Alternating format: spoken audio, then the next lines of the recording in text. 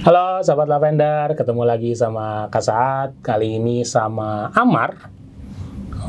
Bukan mahasiswa lagi, lulus FKUI Fakultas Kedokteran Universitas Indonesia di Kampus Live.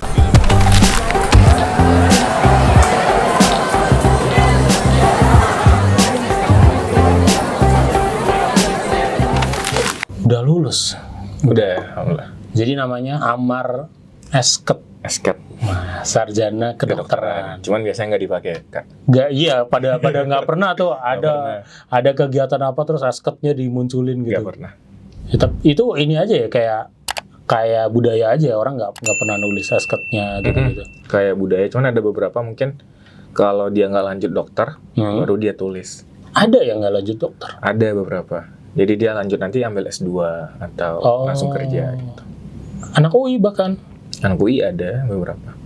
Anak UI lulus kedokteran UI, tapi nggak lanjut jadi dokter. Dia ya udah karena suka belajar aja jadi S2 mungkin, atau ada yang tadi nggak koas ya berarti ya. Berkarir di public health-nya berarti. Oh, berkarir di public health-nya. Jadi yang penting udah lulus jurusan kesehatan kayak gitu ya. Jadi di bagian apa? Oh, ya bisa ya. Bisa ya, masih bisa lah ya. Masih pinter juga deh. Oke, Amar udah lulus udah setahun belum? Udah setahun lulusnya. Udah setahun lulusnya. Nah, waktu kita tarik mundur lagi. Waktu dulu udah pengen banget masuk kedokteran UI atau masuk dokter aja? Dulu sebenarnya mungkin kita tarik dari pertama masuk SMA. Jadi pertama masuk SMA dulu pernah ada seleksi wawancara sama pembina yayasan SMA. SMA-nya dari? SMA-nya dari SMA Negeri Agam Cendekia, Sumatera Barat. Agam Cendekia, oke, jauh. Jadi favorit ya, memang ya. Iya. Favorit lah. Terus jadi, gimana? Wawancara dan ditanyain mau masuk di mana nanti waktu kuliah. Waktu itu mungkin karena masih anak lulus SMP ya. Belum lulus ya bahkan kalau tes gitu. Udah lulus. Oke.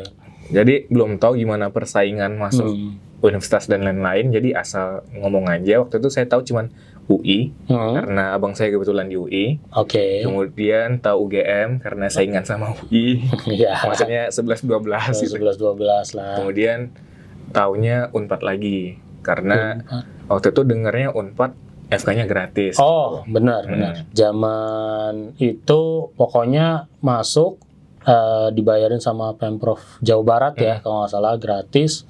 Terus lulus langsung ditempatin gitu ya. Langsung ditempatin. Jadi waktu itu akhirnya saya bilang mau di FKUI, FKUGM sama FK Unpad. Aduh. Tanpa tahu gimana persaingannya. Pokoknya maunya tiga itulah. Gitu.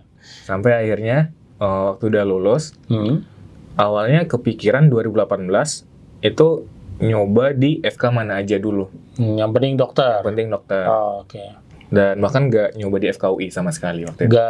Nggak masuk pilihan tuh di SBMPTN apa gitu, nggak masuk pilihan. Soalnya nggak pede. Nggak percaya diri. Akhirnya 2018 nggak ada lulus di mana-mana. Nggak dapat. Ditolak di mana-mana dan itu daftar tuh semuanya padahal. Saya daftar sekitar 14 universitas. 14. Dengan dari SNBT dapat gak tapi? Undangan waktu itu? Dapat juga. Dapat.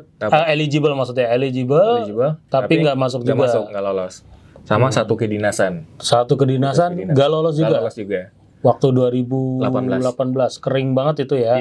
Kayak buka lagi, mohon maaf. Warna merah lagi. Aduh, gimana tuh? Akhirnya mutusin untuk gap year setahun. Ulang lagi, maksudnya belajar lagi. Baru waktu gap year mutusin, ini gue udah gap year setahun. Jadi jangan sia-sia. Kalau mau target ya target tinggi sekalian. Akhirnya baru saat itu targetnya FKUI. Kayak orang di ini quotes ya, kejarlah katanya bintang. Di apa? Kejarlah langit apa, pokoknya kalau kamu jatuh ya jatuhnya masih di antara bintang-bintang. Asik. Itu terinspirasi juga dari situ atau gimana? Iya kayaknya. Pokoknya udah mentokin aja dulu lah targetnya. Jadi kalaupun nggak dapet ya masih mungkin waktu itu perkiranya minimal Unpad mungkin dapat atau mau universitas lain mungkin minimal dapat lah kayak gitu ya. Wah, tapi dapat FKUI-nya. Alhamdulillah dapat. Nah, waktu itu gap year 2019 berarti ya, 2019 masuknya itu berarti masih ada TKA, masih ada Saintek sama Isosum ya, masih ada fisika, kimia, biologi. Oke. Jadi itu belajar tuh setahun. Tadi memutuskan gap year. Itu kan lumayan ini juga ya, berarti berat ya sebenarnya. Berat nggak? Atau udah ada tawaran, udah ya masuk karena kebetulan PTN-nya gagal semua nih sama kedinasan gitu. Udah ada tawaran, udah masuk sini aja atau masuk situ aja. Sempat ditawarin gitu nggak? Kalau ditawarin mungkin kalau sama keluarga sebenarnya nggak ada. Oh, nggak ada. Cuman waktu itu cuman dibilang pilihannya cuma 2 antara mungkin yang swasta, karena kan tadi yang negerinya ditolak semua. Iya, udah ketolak. Gak ada tesnya lagi. Gak ada tes lagi, udah habis nih, udah. Oke. Atau ngulang setahun. Waktu itu mikir kayak, ya udah nggak apa-apa ngulang setahun lagi. Hitung-hitung kayak refresh materi. Mungkin selama SMA mungkin ada beberapa materi yang kurang belajar atau sebagainya. Betul, jadi nggak apa-apa ngulang setahun lagi aja gitu. Karena tadi ya, kalau misalkan masuk tapi nggak ikhlas gitu atau masih kebayang-bayang pengen nyoba lagi kali ya. Ada kayak gitunya juga. Ada, soalnya mikirnya kayak misal saya ngambil fakultas lain atau univ lain, tapi saya tetap mau FKUI atau mungkin kedokteran gitu. Berarti di tahun depannya kemungkinan besar saya bakalan nyoba lagi. Cuman kan kalau udah kuliah, udah ada tugas, sudah ada ujian. Pasti. Jadi apalagi FK ya. Iya, kedokteran dimanapun tetap sibuk kan pasti. Tetap sibuk. Jadi ada kayak bagi-bagi waktunya susah. Jadi saya mikirnya udah gap year aja setahun gitu. Oke, betul. Jadi daripada mikir tadi ya, karena FK dimanapun tetap sibuk, swasta apapun, apalagi yang akreditasinya udah A nih, karena nggak mungkin dong masuk ke yang ABAL juga, kalaupun bukan ABAL ya, maksudnya fakultas kedokteran yang misal asal milih aja gitu ya, pasti sekalian yang bagus kan gitu. Bener sih. Oke, tadi nih, tapi kamu sempat ini nggak introspeksi tadi, materi kah yang kurang, atau mungkin kurang belajarnya kah, atau apa, ngerasanya apa waktu itu yang ngerasanya kurang? Mungkin yang kurang waktu itu belajarnya, mungkin pola belajar tapi masih di Padang itu atau udah ke Depok atau ke tempat lain gitu? Masih di Padang, belajar di sana. Mungkin masih kurang belajar waktu SMA dulu. Waktu selama SMA. Oke. Jadi selama gap year mulai diperbaiki, jadi alhamdulillah tiap hari mulai belajar, bahas soal, atau mungkin habis kelas wajib di Lavendernya saya ikut kelas tambahan lagi. Dibolehin ikut ya soalnya. Bahkan ada ininya, ada listnya siapa yang mau ikut kelas tambahan. Hari ini ada kelas fisika. Saya selalu nyoba buat ikut aja gitu. Jadi biasanya pulangnya maghrib. Maghrib baru balik. Iya. Karena bebas ya di sini juga nggak apa-apa kan. Nggak apa-apa. Gitu. Baru selesai ini balik maghrib balik baru belajar lagi itu. Baru belajar lagi atau besoknya bahas soal lagi. Gitu ya. Memang berasa ini, atau sempet kayak ngerasa ngarep banget undangan nggak waktu itu? Jujur iya Kak. Jadi daftar apa deh? Masih ingat ya? Masih. Kan jadi katanya kalau udah lewat jadi komedi nih sekarang nih, jadi lucu. Gimana dulu daftar apa? Nah, ini mungkin salah satu kesalahan saya. Dan mungkin kalau teman-teman yang nonton anak SMA kelas 3 dapat undangan. Eligible ya, baru eligible istilahnya, baru dapat dibolehkan daftar. Baru dibolehkan daftar. Jangan terlalu terpaku dengan undangan itu. Karena di kasus saya sendiri, saya milih FKUNS. Satu pilihan apa dua ya dulu? Dua. Satu. Saya cuma milih satu karena takutnya kalau saya pilih dua, saya nggak ngambil yang dua. Nggak ngambil ya. Bisa sekolahnya di blacklist. Gitu. Wah, seyakin itu ya akan diterima di pilihan dua bahkan gitu. Kalau ngambil pilihan dua, oke. Karena waktu itu nilainya alhamdulillah lumayan bagus. Kamu peringkat berapa di kelas? Waduh, kalau peringkat di kelas di bawah, cuman karena di sekolah saya tuh agam cendekia inilah secara nilai apa ya namanya ini rata-rata. Sekolah apa namanya identitas apa sih tingkatan lah ya level sekolahnya itu udah lumayan oke lah ya. Oke. Kalau nilainya waktu itu rata-rata sekitar 88 atau 89-an. Oke. Ya pede lah lumayan. Ada prestasi lain?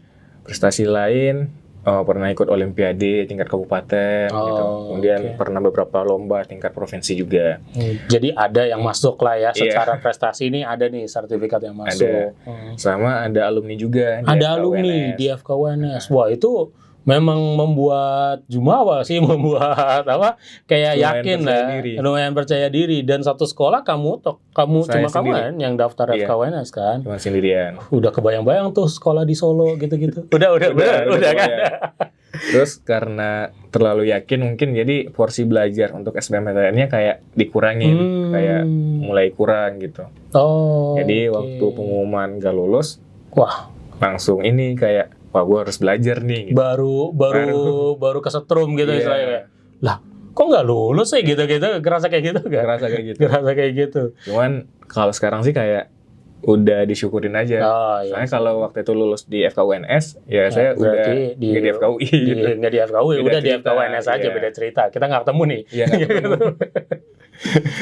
oke jadi rasa ya dan merasa nggak teman-temannya banyak yang kayak gitu juga kayak mungkin ada beberapa ada yang kayak menikmati kita kan udah daftar nih SNBP kalau sekarang namanya SNBP ya gitu atau dulu SNMPTN nih ya udah ya belajar tapi ya ke bimbel masih sambil ketawa-ketawa kayak gitu-gitu ada kayak gitu-gitunya ada kayak gitu-gitunya ya jadi datang ke bimbelnya kayak lebih banyak yang penting pasif aja dengerin apa gitu baru pas bilang nggak diterima baru tuh wah buku mana buku gitu ada oke nah itu mungkin pasti itu buat pelajaran banget ya buat sahabat Lavender di sini kalau udah didaftar ya udah yang penting tetap fokus belajar walaupun tetap tadi ya susah ngilangin apa ngarepnya bahwa ini akan diterima betul sekali nah itu tuh yang ngarep di situnya oke jadi akhirnya memutuskan gap year setahun di sini mendekati pemilihan jurusan SBMPTN waktu zaman itu gitu atau UTBK. Kamu milih apa akhirnya? Jadi UNS lagi kah? Oh enggak. Jadi waktu 2019 sistemnya mungkin agak beda sama yang sekarang. Jadi waktu itu skor kita dikeluarin dulu. Iya. Jadi kita udah tahu skor kita berapa, baru milih mau masuk kemana. Tesnya 2 kali deh kalau nggak salah ya. Iya, tesnya 2 kali. Tesnya boleh 2 kali boleh ya. 2 kali. Oke. Jadi waktu itu ada salah satu website, dia kayak memperingkat, misal anak ini mau masuk mana, skornya berapa. Pada submit semua tuh akhirnya. Pada submit semua. Kebanyakan pada submit. Jadi saya bisa lihat kayak nilai segini paling memungkinkan masuk di mana. Jadi karena udah tahun kedua juga, jadi lebih realistis. Saya milih tetap mau FK. Tapi saya lihat di situ saya masuknya di FK mana. Sesuai jawaban atau prediksi website tadi. Karena pokoknya dia real time nih, ngasih aja semuanya nih. Lu kalau mau masuk ya sekarang peringkat berapa lu kayak gitu aja ya. Oke. Jadi saya milih di FK Universitas Sriwijaya Palembang. Sama satu lagi SITH ITB. SITH ITB Teknologi Hayati biologi ya. Oke. Terus alhamdulillah waktu pengumuman lulusnya di FK Sriwijaya. Wah, pilihan 1. Oke, pilihan 1 langsung dapat. Alhamdulillah tuh setelah setahun berjuang kurang lebih ya 1 tahun belajar lagi ini lagi ya walaupun setelah 15 kali 16 deh kalau sama SNMPTN 16 kali ditolak plus 1 kedinasan barulah itu lolos. Alhamdulillah langsung diambil langsung tapi langsung diambil tapi masih ada karena sekarang di FKUI gitu lulusnya di FKUI akhirnya berapa lama kemudian tuh baru ini jadi habis nggak tahun depannya lagi kan tahun itu langsung jadi ambil daftar ulang habis daftar ulang sekitar 3 mingguan habis daftar ulang baru mulai simak UI Baru mulai. Padahal kamu tesnya aja udah dari jauh tuh berarti kan? Itu kan keluar skor. Ini berarti kan jaraknya lumayan tuh. Saya berapa? Kalau belajar setelah SBMPTN itu baru belajar SIMAK cukup banget ya mungkin ya. Cukup mungkin ya buat yang udah ada drill dikit-dikit lah gitu. Oke. Berarti itu lama tapi tetap didaftar SIMAK UI-nya. Tetap daftar, tetap ujian. Tetap ujian. Sebelum SIMAK UI sebenarnya ada lagi 2 minggu sebelum atau seminggu sebelumnya itu saya tes di kedinasan. Apa tuh? STAN? Di STAN. Oh, ya. Tes STAN. Alhamdulillah seleksi pertamanya lulus juga. Kemudian baru saya di SIMAK UI. Banyak belajarnya ya. Iya. Belajar kedinasan juga, belajar apa tuh? SIMAK UI juga. Utul UGM ambil juga nggak? Utul UGM ambil. Terus Undip. Atau udah keluar pengumuman UI baru lupa pakai skor. Kan ada juga yang pakai skor ya dulu ya. Ada yang pakai skor. Oke. Udah tuh baru SIMAK UI, Utul UGM tes lagi. Berarti udah jadi mahasiswa Unsri ya sebenarnya ya. Udah punya apa? Alma maternya. Alma maternya bahkan udah dapat tuh kalau udah daftar ulang. Oke. Udah dapat terus baru tes, baru habis itu alhamdulillah lulus lagi. Tapi Utul lulus gak? Utul saya lupa waktu itu saya ikut tesnya atau enggak. Oh, oke. Karena ya udahlah udah tes dan apa SIMAK ya udah gitu ya. Kayak gue udah dapat udah ngantongin istilahnya, udah dapat ininya Unsri tadi. Oke. Nah, sekarang ini nih sebagai mahasiswa UI-nya. Asik. UI ngampus di Depok ya udah ya mulai. Iya, di Depok. Oke. Nah, apa benar semua anak UI pakai iPad zaman itu? Enggak semua. Oh, enggak zaman itu. Atau sekarang kalau yang pas koas enggak juga. Oh, enggak semua. Juga. Oke. Nah, mari kita tanya Nuha. Lebih banyak yang pakai iPad ya daripada yang enggak. Kalau lebih banyak, iya banyak. Oh, lebih banyak. iPad sama tablet mungkin ya. Oh iya, tablet. Iya. Cuman ada juga yang nggak pakai sama sekali. Ada yang masih nggak pakai sama sekali gitu. Oh, gitu. Itu sudah biasa, mitos di antara anak FKUI karena viral tuh kan kayak ini pada geletakan gitu-gitu. Itu beneran ada tapi. Oh, jadi, bener. Kalau misal di ruang kuliah itu kayak laptop, tablet itu kayak tergeletak aja. Orangnya beli makan atau keluar. Tapi kadang sekretarisnya atau mungkin Optos kebersihan ngunciin pintunya. Oh. Kalau beneran kosong di dalam. Kosong banget. Jadi ada juga waktunya kosong banget aja gitu. Ada, misal waktu makan siang atau sholat atau mungkin lagi ada kegiatan lain. Oh, itu dikunci nanti. Nanti berarti kita tinggal minta aja ya Pak, maaf mau masuk lagi gitu-gitu. Oh, oke. Yang penting jangan ketinggalan HP berarti ya. Ntar susah ya kalau masuk ini ya. Oke, nah di UI, di FKUI itu sesibuk apa sih, memusingkan apa gitu? Apakah kita perlu takut untuk masuk FKUI? Buat yang ada orang kan ini ya gitu. Nganggep lulus masuk PTN atau masuk FKUI itu kayak udah the end of everything. Kalau udah masuk ya udah selesai. Kasat sempat ngalamin itu tuh kayak now what gitu. Udah masuk nih UI nih. Terus harus ngapain lagi ya gitu.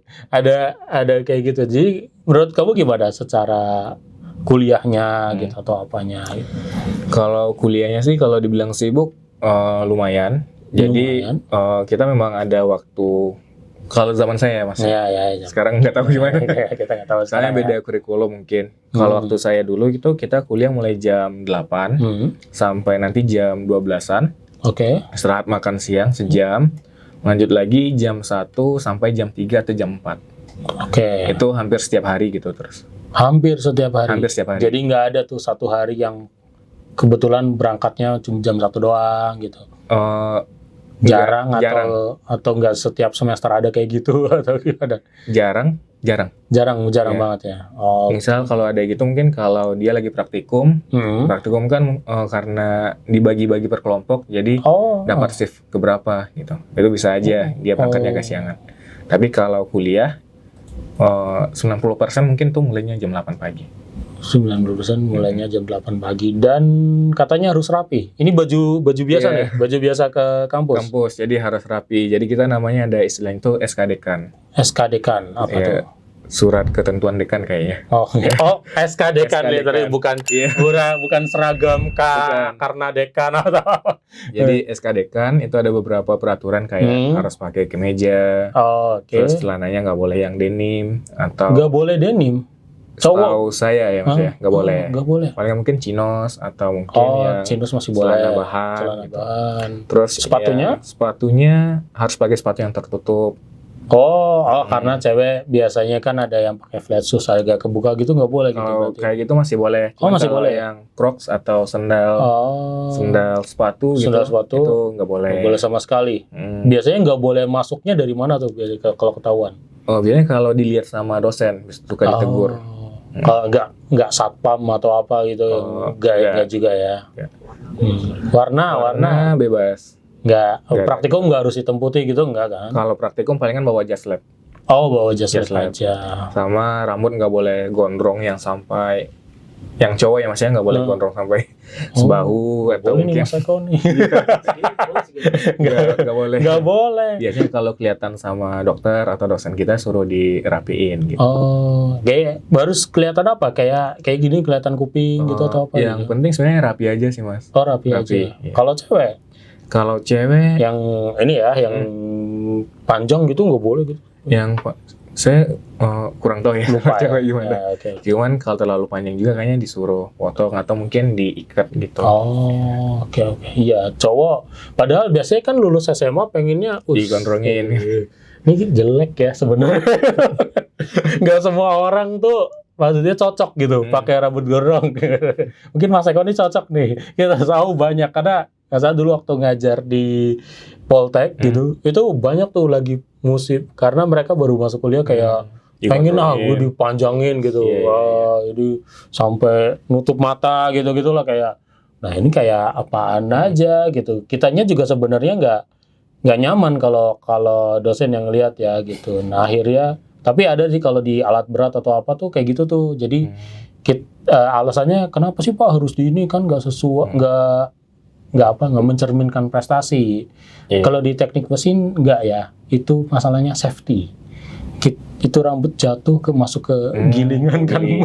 Iya. Itu kan bisa diikat.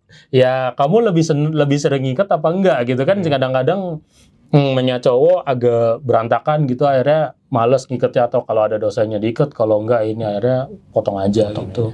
Kalau enggak ini bahkan kita sampai ini loh pernah nyediain tukang cukur di kampus kalau masuk awal tahun ajaran nih. Iya, kayak misal kan biasanya September ya selama bulan September itu sebelum masuk minggu-minggu pertama, minggu kedua gitu ada yang ya udah boleh masuk dulu gitu. Minggu depan potong ya, akhirnya minggu ketiga kita sediain tukang cukur.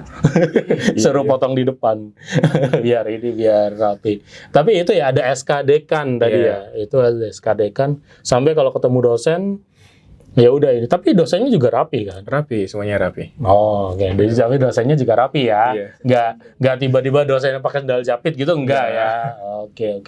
Nah, tapi itu kan kalau dosen di kedokteran tuh sibuk banget gitu, terus jarang kelihatan gitu apa nggak? Ada struggle di situ nggak? Kalau sibuk, pasti sibuk ya mas.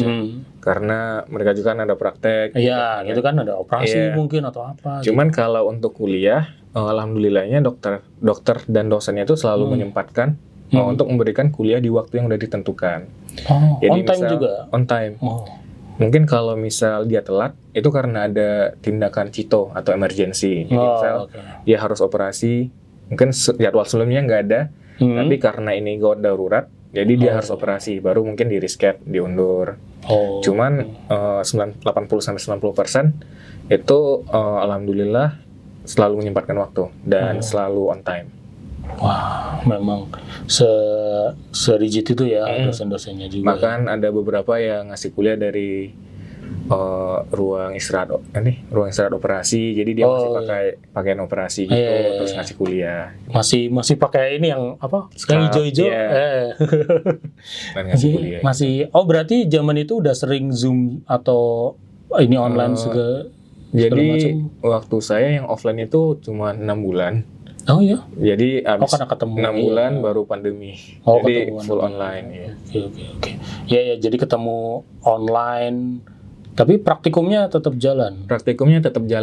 Jadi sempat setahun awal kita praktikumnya online semua. Jadi kayak disediakan video dari timnya. Nanti kita tonton dan dijelasin sama tutornya. Cuman di berikutnya kita jadi hybrid. Jadi ada yang online, kemudian kalau ini memang butuh untuk offline, kita offline. Cuman tadi ada pembagian shiftnya karena kan pembatasan. Biar 1010 gitu ya mejanya gitu-gitu ya. Iya, berarti kamu ngalamin berkegiatan apa itu praktek dan segala macam secara online itu atau hybrid ya. Tapi ada ngerasa ini nggak akhirnya? Kan kayak gitu kan sebenarnya bertahap ya, kayak misal mungkin kalau awalnya online tapi habis itu hybrid nih, habis itu kedapetan nih offline-nya gitu. Itu ada ini nggak? Ini kemarin nonton di video doang nih kayak gitu-gitu. Ada kayak gitu nggak? Mungkin ada sih Kak. Cuman kayak nggak terlalu kerasa gitu. Jadi misal online terus hybrid, terus yang full offline. Emang ada mungkin yang kayak dulu cuma nonton video dan lain-lain. Cuman sekarang kayak beberapa kuliah juga itu kita online juga via Zoom. Karena secara mungkin efisiensi dan efektif, waktunya juga mungkin lebih efisien dan efektif. Jadi nggak terlalu kerasa perbedaannya. Jadi beneran malah akhirnya kamunya yang semua lah anak FKUI harus membiasakan diri itu ya supaya lebih efektif tadi ya. Iya, tadi akhirnya bisa bikin kelasnya udah dari ruang istirahat operasi aja gitu-gitu. Itu kalau nggak mungkin keterpaksaan tapi akhirnya jadi sekarang makin nyaman aja ya. Nyaman. Oke. Tapi tetap ngerasain ya kayak yang bedah praktikum gitu, ngebedah apa sih namanya? Kadaver gitu-gitu. Tetap sih. Kita tetap dapat. Itu di RSUI atau di RCA? Di RIK. Oh, di RIK ada? Di RIK-nya guys, bukan di RSUI ya. Ada lab-nya. Ada labnya. Yang kemarin kita muter-muter jangan ngelewatin Mas. Ya, di RIK-nya tuh di kadaver nyimpennya tuh di RIK, di laboratorium. Itu kamu ngalamin pas online atau pas ini? Ngalamin dua-duanya. Jadi, kalau online itu kita divideoin sama staffnya. Asisten atau staff. Dia videoin sambil nunjuk, ini namanya ini. Nanti waktu offline-nya baru kita lihat langsung. Baru lihat langsung dan dijelasin lagi. Wah. Beringat. Biasa aja. Ya kan ya mungkin ya udah untungnya udah biasa aja. Kamu pernah ini nggak pernah dibilang kamu masuk FKUI kamu takut darah nggak, digitu-gituin dulu nggak? Nggak pernah sih. Mungkin karena emang udah biasa ini ya, udah biasa yakin ini ya. Tapi ya alhamdulillah tuh 4 tahun apa yang bikin ini dulu deh. Biasanya kalau di kampus lain ini selalu nanyain ini nih Kak Saad. Kapan kamu ngerasa, gue anak FKUI banget nih, lagi belajar? Kapan ya? Sebenarnya dari sejak hari pertama. Ya? Sejak dapat jakun dengan makara hijau udah ngerasa anak UI. Cuman kalau mungkin ditanya, yang bikin ngerasa anak FKUI banget itu kalau udah ke Gedung Putih Salemba UI. Malah kalau udah ke Salemba? Iya, jadi kan Gedung Putih Salemba UI itu gedung putih yang depan udah dari Stovia ya, dari depan. Yang paling depan kan? Iya. Oke. Itu udah dari dulu, jadi kayak suatu kebanggaan aja kalau misal di situ. Itu kapan kamu mulai ke sana? Itu mulainya sebenarnya dari masa mahasiswa baru udah ke sana, waktu ada ospek dan lain-lain. Tetap diperkenalkan. Diperkenalkan. Cuman yang paling kerasa waktu selesai sidang skripsi. Sidangnya di sana? Sidangnya kalau offline di sana, tapi kalau online via Zoom. Ya, jadi kalau foto-fotonya itu udah kayak tradisi dari FKUI-nya. Sidang, habis sidang kita foto-fotonya di depan FKUI. Jadi dimanapun sidangnya tetap ya udah yang hari itu sidang, yuk jalan yuk ke FKUI, ke Salemba, ke FKUI Salemba, walaupun mau foto-foto doang gitu. Jadi kalau teman-teman mungkin lagi di RSCM atau apa, lihat ada anak pakai jakun, harus pakai jakun enggak? Atau pakai hitam putih? Kalau foto wisuda biasanya pakai jas. Pakai jas. Iya, kan foto wisuda. Wisuda, bukan pas skripsinya doang. Bukan. Wisuda. Oke, jadi pakai jas. Maaf, sidang skripsi. Sidang skripsi pakai jas juga. Pakai jas gitu di depan gedung putih di situ. Itu mereka habis sidang dan baru lulus ya. Jadi mohon maaf kalau kelihatan agak heboh sendiri kayak gitu, benar ya? Bener.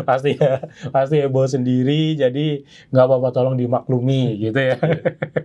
Oke, tapi itu akan jadi ini nih. Mungkin kalau masih punya fotonya bisa nih dikirim ntar kita boleh. Ini. Jadi buat teman-teman yang beneran pengen masuk UI, boleh tuh salah satunya dilihat, gak cuma yang jakun Makara Ijo, tapi juga pengen kamu harus tancapkan di pikiran, pengen ikutan foto pakai jas di depan gedung Stovia-nya di gedung Stovia gitu. Itu berarti kamu pasti lulus dari FKUI. Gila, ini emang ternyata itu baru dengar tuh ada budaya kayak gitu, dan adanya ya cuma di FKUI, nggak ada di tempat lain ya, kayaknya enggak, karena FKUI yang ngalamin pindah terakhir ya. Sebenarnya kalau pindah ke Depoknya tuh terakhir waktu Kasat kelihatan banget tuh jadulnya. Waktu Kasat kuliah masih teman-teman Kasat tuh prakteknya di Salemba, ada yang kuliahnya di Depok, ada yang kalau Kasat yang full. Jadi dia masuk mana FKUI, kita bareng dong. Enggak.